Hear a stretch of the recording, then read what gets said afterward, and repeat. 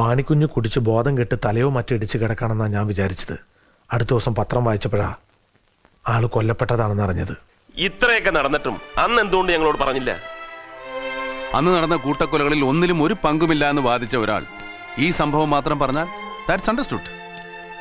മാണിക്കുഞ്ഞിനെടുത്ത് മാറ്റുമ്പോൾ ചുവരിൽ എന്തെങ്കിലും എഴുതിയിരുന്നതായി ശ്രദ്ധയിൽപ്പെട്ടിരുന്നു? ഞാൻ ശ്രദ്ധിച്ചില്ല. പിന്നെ വെളിച്ചവും തീരെ കുറവായിരുന്നു. ചുമരിൽ ഈശോ എന്ന് എഴുതിയിട്ടുണ്ടെന്നും അതെന്റെ പേരാണെന്നും ബാലഗോപാലൻ സാർ അന്ന് പറഞ്ഞു.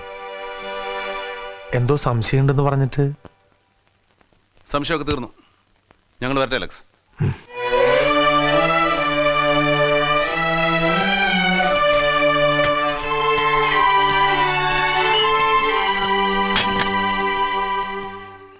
ഇപ്പൊ പറയും, ഈ ഷോയോ മോസിയോ? മോസി തന്നെ, ഒരു സംശയവും വേണ്ട. ഞാൻ കഴിഞ്ഞ ദിവസം പറഞ്ഞില്ലേ, അത് തന്നെയാണ് സാർ സംഭവിച്ചത്. മാണിക്കുഞ്ഞ് മരുമകളെ നശിപ്പിക്കാൻ ശ്രമിച്ചിട്ടുണ്ട്. അതിനിടയിലാണ് കൊല്ലപ്പെട്ടിരിക്കുന്നത്. മരിക്കുന്നതിന് മുമ്പ് തൻ്റെ കൊലയാളിയെ കാട്ടിത്തരാൻ വേണ്ടി സ്വന്തം രക്തം കൊണ്ട് ചുവരിൽ. എന്താ ചാക്കോ ഇൻകംപ്ലീറ്റ് ആയിട്ട് നിർത്തിയത്? എന്നാലും ഒരു പുലിവാലുണ്ടല്ലോ സാർ. ഡോക്ടർ വിജയലക്ഷ്മി. മോസിയെ നശിപ്പിക്കാൻ ശ്രമിച്ചവനും ചത്തു, മോസിയും ചത്തു. പിന്നെ ഡോക്ടർ ആരെ സഹായിക്കാനാണ് ശ്രമിച്ചത്? ഞാനിപ്പോൾ ഒരു ഡോക്ടർ പിന്നാലെയും പോകുന്നില്ല. ഞാനിപ്പോൾ നിൽക്കുന്നത് ആ പൈപ്പിൻ ചോട്ടില്ല. ഏത് പൈപ്പിൻ്റെ ചോട്ടില്ല സാർ?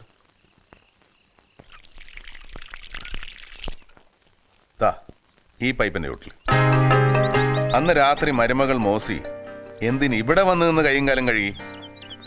അവരുടെ കയ്യിലും കാലിലും എവിടെ നിന്ന് എങ്ങനെ ചെളിപ്പുരുണ്ട്?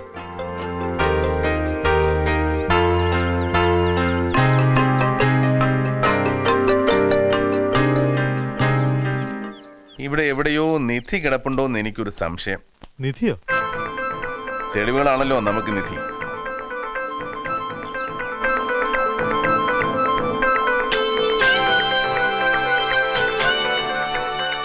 അവരെ പെർമിഷൻ ചോദിച്ചിട്ട് കുഴിക്കാവൂ. അത്രേ ഉള്ളൂ സർ.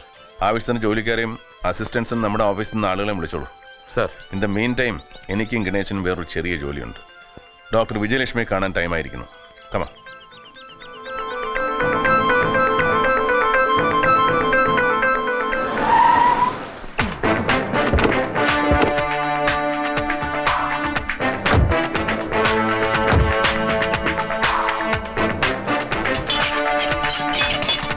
ഡോക്ടർ ഇല്ലേ? ഇല്ല, മൂകാംബികയ്ക്ക് പോയിരിക്കുക. ദൈവം പരാതിക്കാരനായ കേസായതുകൊണ്ടാവണം തേടുന്നവരൊക്കെ വേളാങ്കണ്ണിക്ക് മൂകാംബികയൊക്കെ പോയിരിക്കുന്നത്. എന്ന് വരും മാഡം? അറിയില്ല സർ. വരുന്നവരെ ചെടി ഇങ്ങനെ നനച്ചുകൊണ്ട് നിൽക്കണം കേട്ടോ. ആ, ഗണേശനെ ഞാൻ ഇവിടെ വിട്ടിട്ട് പോവാണ്. ഇനി നമ്മൾ തമ്മിൽ കാണുമ്പോൾ ഡോക്ടർ ഗണേശന്റെ കസ്റ്റഡിയിൽ ഉണ്ടാവണം. എന്തെങ്കിലും അസിസ്റ്റൻസ് ആവശ്യമുണ്ടെങ്കിൽ ഓഫീസിൽ നിന്ന് വരുത്തിക്കോളൂ സർ.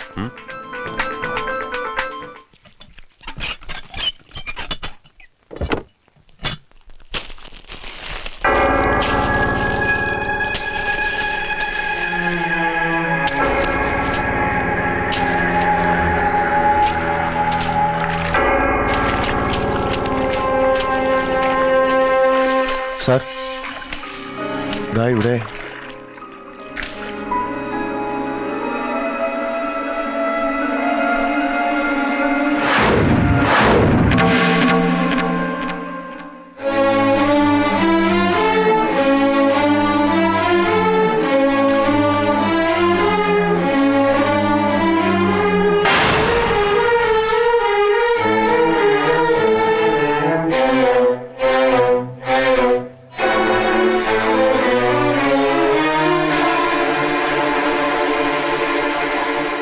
ഞാനൊരു സാരി മാത്രമേ പ്രതീക്ഷിച്ചുള്ളൂ. ദൈവം നമുക്കൊരു ജുബ്ബയും പൊട്ടിയ മാലയും തന്നു. മാലയുടെയും ജുബ്ബയുടെയും ഉടമസ്ഥനെ കണ്ടുപിടിക്കാൻ ഒരു മാസ് ഐഡന്റിഫിക്കേഷൻ ഏർപ്പാട് ചെയ്യണം. നമുക്ക് സംശയമുള്ളവർ അന്ന് CBIക്കും പോലീസിനും മൊഴി നൽകിയവർ ഉൾപ്പെടെ എല്ലാവരും ഉണ്ടാവണം സർ.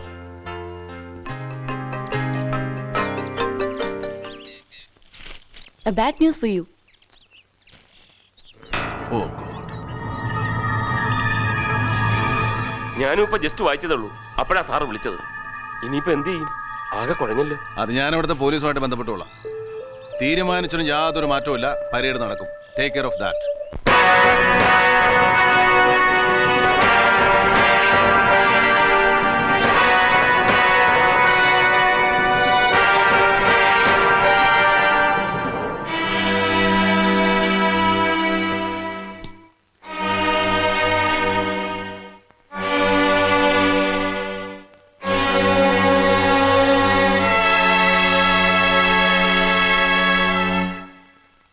വർഷങ്ങൾക്ക് മുമ്പ് നാദാമംഗലത്തുണ്ടായ സംഭവത്തെക്കുറിച്ച് ഒരു പുനരന്വേഷണം നടത്താനുണ്ടായ സാഹചര്യവും തുടർന്നുണ്ടായ ചില കണ്ടെത്തലുകളുടെ രത്നച്ചുരുക്കവും നിങ്ങൾ അറിഞ്ഞു കഴിഞ്ഞു. ഇനി ഈ അന്വേഷണം മുന്നോട്ട് പോകണമെങ്കിൽ ഈ ജുബ്ബയുടെയും ഈ മാലയുടെയും ഉടമസ്ഥനെ കണ്ടുപിടിക്കേണ്ടിയിരിക്കുന്നു.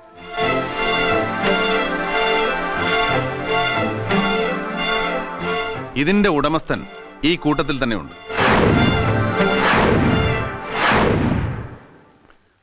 ഗണേഷ്. സർ.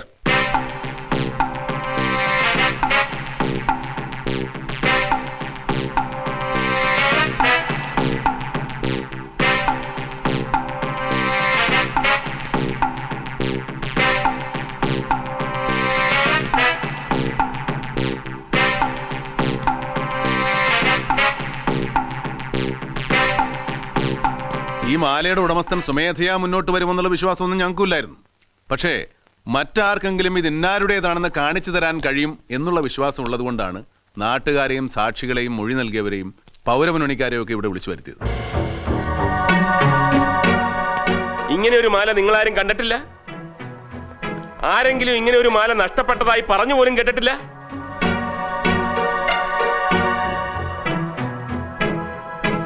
പ്ലീസ്, വലിയൊരു സത്യം തെളിയിക്കാനുള്ള ബദ്ധപ്പാടിലാണ് ഞങ്ങൾ. നിർബന്ധിച്ചാലും പറയാൻ പോകുന്നില്ല എന്ന് വെച്ച് നമുക്കങ്ങനെ വിട്ടുകളയാൻ പറ്റില്ലല്ലോ. കേസ് തെളിയിക്കണ്ടേ? Sir, sir, sir.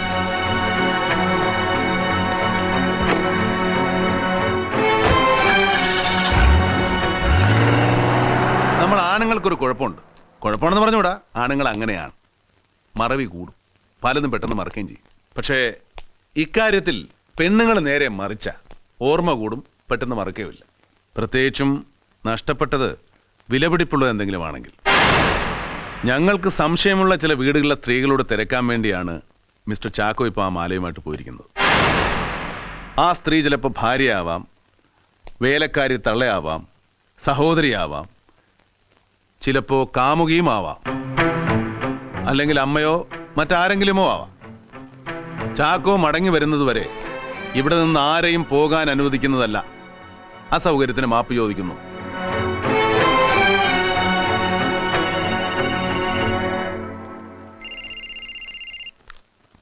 ആ ചാക്കോ, തിരിച്ചറിഞ്ഞോ? Very good. Bring her here immediately. അവസാനം എന്തോ ഇംഗ്ലീഷ് പറഞ്ഞേ? കുന്തം.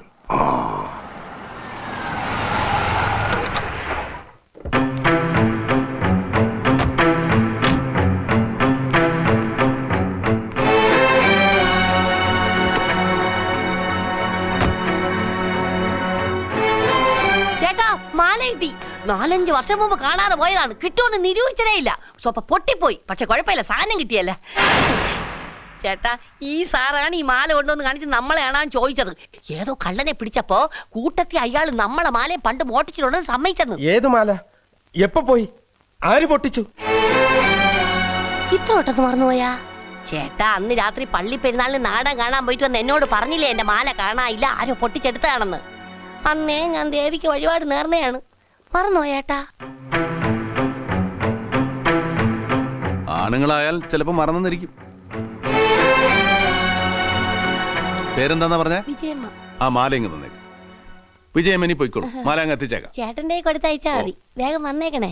വരട്ടാ. ഓ, നമ്മൾ ചോദിക്കാതെ തന്നെ സത്യം നമ്മളെ തേടി വന്ന് കണ്ടില്ലേ? മാല, രാത്രി, പള്ളിപ്പെരുന്നാള്, നാടകം ഒക്കെ കണക്റ്റഡ് ആയില്ലേ? That's it. കഴിഞ്ഞ 48 മണിക്കൂർ മുമ്പ് വരെ മണി ഞങ്ങളുടെ ലിസ്റ്റിലില്ലായിരുന്നു. ഒരു സംശയവുമില്ലായിരുന്നു. അന്ന് രാത്രി മണിയുടെ കടയിൽ ഞങ്ങൾ വന്നപ്പോൾ പറഞ്ഞ ഒരു ചെറിയ നുണ, ഒരു പ്രയോജനമില്ലാത്തൊരു നുണ, ഈ കേസിന്റെ വളരെ സുപ്രധാനമായ ഒരു ടേണിംഗ് പോയിന്റായി. അതുകൊണ്ടാണ് മാലയുടെ ഉടമയെ തേടി പോകുന്ന കൂട്ടത്തിൽ മണിയുടെ വീട്ടിലൊന്ന് കയറാൻ ഞാൻ പറഞ്ഞത്. ആ ഡെവലപ്മെന്റ്സിനെ കുറിച്ചൊക്കെ നമുക്ക് പിന്നീട് വിശദീകരിക്കാം. ആദ്യം മാലയുടെ കഥ പറ. ഈ ജുബ്ബയും മാലയും സാരിയും ടോർച്ചും ഒക്കെ എങ്ങനെ മണ്ണിനടിയിൽ വന്നു, ആര് കുഴിച്ചിട്ടു എന്നൊക്കെ മണിയുടെ വായിൽ നിന്ന് തന്നെ ഞങ്ങൾ കേൾക്കണം.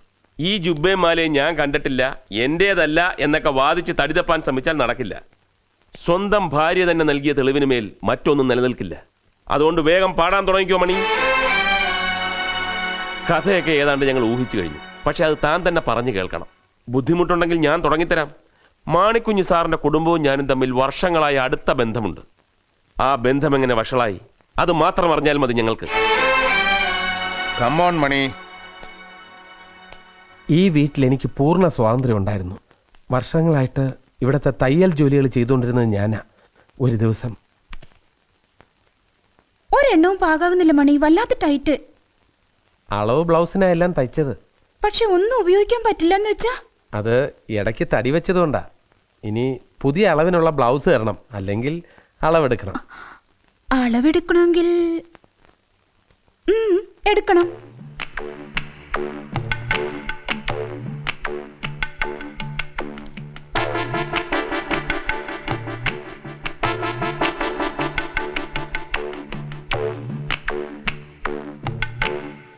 ആ ബന്ധം വളർന്നു. എല്ലാ അർത്ഥത്തിലും അല്ലേ? ഈ ബന്ധം തുടങ്ങിയത് അവർ വിധവയായ ശേഷമാണോ? അതെ. എന്നിട്ട് ഇടയ്ക്ക് കുറച്ചു ദിവസം മോസി അവരുടെ വീട്ടിലേക്ക് പോയി. അപ്പച്ചൻ്റെയും അമ്മച്ചിയുടെയും വീട്ടിലേക്ക് അല്ലേ? അതെ. ഇവിടുത്തെ പള്ളി പെരുന്നാളിൻ്റെ അന്നാ അവർ പിന്നെ തിരിച്ചു വന്നത്. പെരുന്നാളിൻ്റെ അന്ന് രാത്രി പള്ളിപ്പറമ്പിൽ വെച്ച് ഞാൻ അവരെ കണ്ടു. കുറെ ദിവസം കാണാതിരുന്ന് കണ്ടതല്ലേ? ദാഹം രണ്ടുപേർക്കും. നാടകം കാണാൻ നിർത്തി കഴിഞ്ഞ് പോന്നു അല്ലയോ? എന്നിട്ട്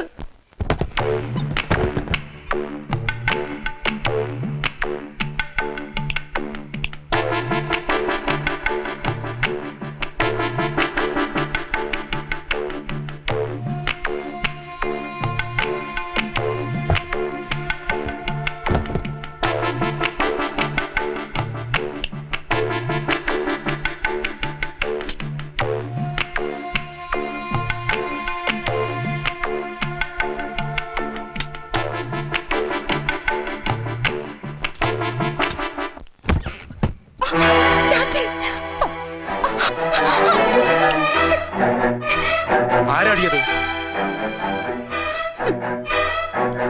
ആരാടി ഇപ്പൊ ഇവിടുന്ന് ഓടിയത്? ആരാടിയവൻ? പറയടി.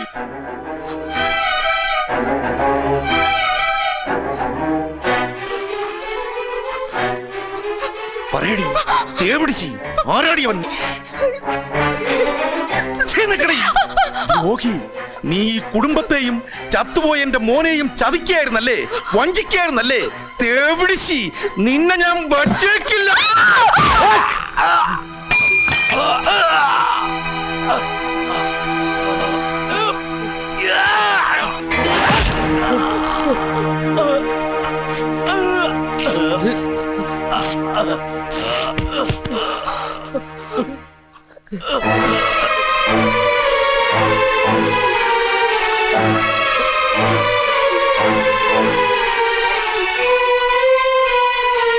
വേറെ മാർഗമില്ലായിരുന്നു. ഞാനിത് ചെയ്തില്ലെങ്കിൽ ഇയാൾ നിങ്ങളെ കൊല്ലും. പേടിക്കണ്ട, എന്ത് വന്നാലും ഞാൻ മോശയെ കാട്ടിക്കൊടുക്കില്ല.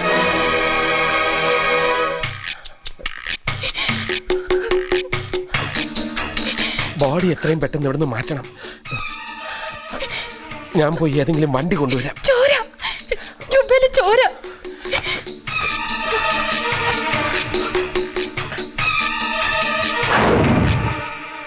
മാണിക്കുഞ്ഞ് മരിച്ചതിന് ശേഷമാണ് ഇയാൾ വണ്ടിക്കായി പോയതെങ്കിൽ ചുവരിലെഴുതിയത് ആര്?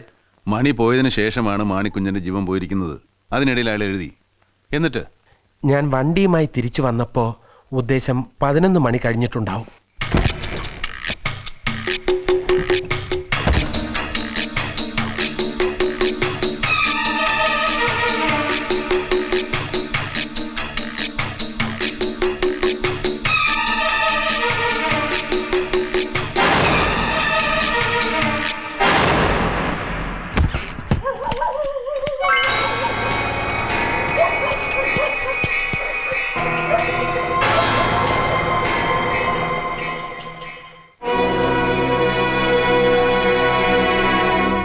ക്രൂരമായ കൊലപാതകം നടത്തിയതിനു ശേഷം സത്യം പുറത്തു കൊണ്ടുവരാൻ പൗരമുന്നണിക്ക് നേതൃത്വം നൽകുക, CBI കൊണ്ട് അന്വേഷണം നടത്തിപ്പിക്കുവാൻ ഹർജി കൊടുക്കുക, തന്റെ ചങ്കൂറ്റം സമ്മതിച്ചിരിക്കുന്നു.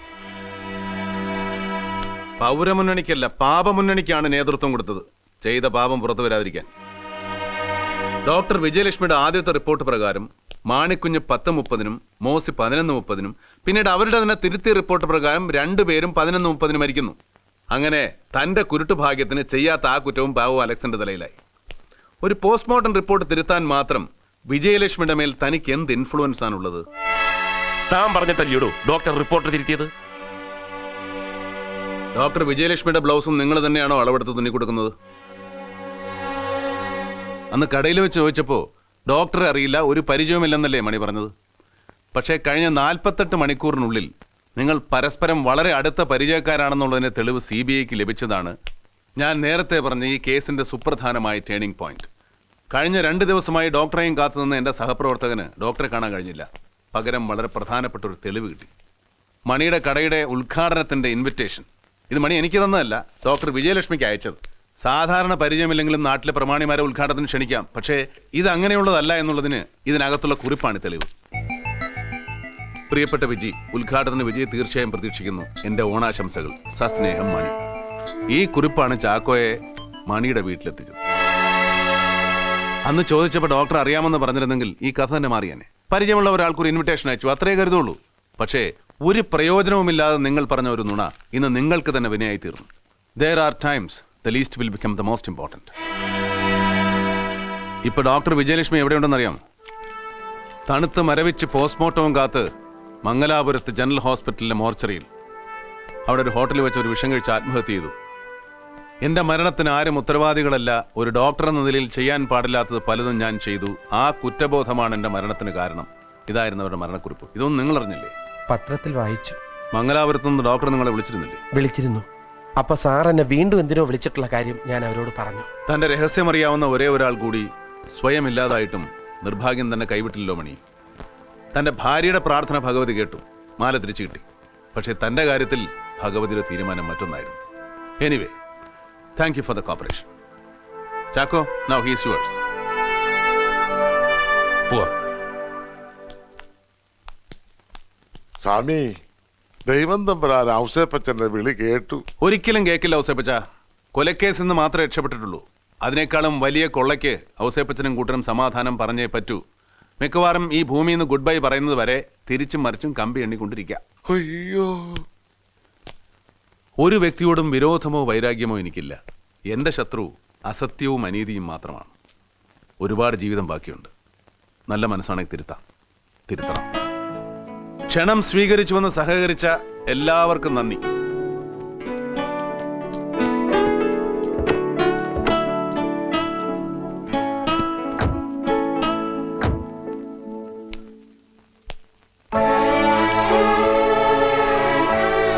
മറ്റൊരാൾ കൂടി പ്രതിയായതിന്റെ സന്തോഷമൊന്നും എനിക്കില്ലേ സാർ. ഒരു സത്യം തെളിഞ്ഞതിന്റെ ചാരിതാർത്ഥ്യം, അത്രേ ഉള്ളൂ. അറപ്പോടും വെറുപ്പോടും ഭയത്തോടും മാത്രം ആളുകൾ ഓർക്കാൻ ആഗ്രഹിക്കുന്ന എൻ്റെ ജീവിതത്തിൽ ചെറിയൊരു പ്രകാശം സാറ് കാരണമുണ്ടായി. എനിക്ക് വേണ്ടി പ്രാർത്ഥിക്കാൻ മറ്റാരുമില്ല. സാറിൻ്റെ ആത്മാവിന് വേണ്ടി പ്രാർത്ഥിക്കണം. അങ്ങനെയൊക്കെ തീരുമാനിക്കാൻ വരട്ടെ അലക്സ്. CBIയുടെ ചരിത്രത്തിൽ തന്നെ ഒരു തീരാക്കളങ്കമായി തീർന്നേക്കാവുന്ന ഒരു അപകടത്തിൽ നിന്ന് CBIയുടെ മുഖം രക്ഷിക്കാൻ നിമിത്തമായത് അലക്സ. ആ കടപ്പാട് ഞാൻ എങ്ങനെ വീട്ടും? ഞാൻ ശ്രമിക്കാം. ദൈവം അലക്സിനോടൊപ്പം ഉണ്ടാവും. എനിക്ക് ശുഭാപ്തി വിശ്വാസമുണ്ട്. Good luck Alex. വരട്ടെ.